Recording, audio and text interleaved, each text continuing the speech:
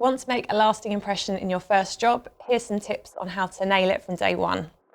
First things first, before you even get there, do your research. What's the company culture like? What's the dress code? How long's your commute? All of these things are going to help you before you get there on your first day. Then when you're there, make sure that you're arriving to things on time, if that's meetings on Zoom or in person. Make sure you're being responsive on email and doing things that people ask you to do nice and quick, and that's going to help you build up a really good first impression. It's normal when you start a new job for things to be quite overwhelming. You don't know anyone's names, you don't know the company, you don't know the weird acronyms that they use every day. Don't panic, that's completely normal. Listen, learn, take notes, continue doing your research and ask lots of questions. If you get stuck on anything, take your time, try and work out the answer, and then take that to your boss and ask, is this the right approach? Am I doing the right thing?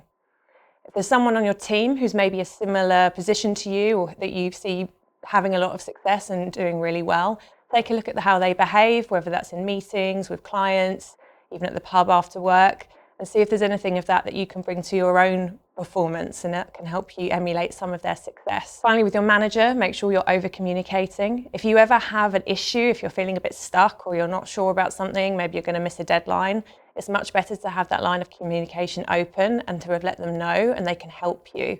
Sometimes if you want to shy away from having that conversation, some little things can snowball and cause you bigger problems. And finally, ask your manager for feedback.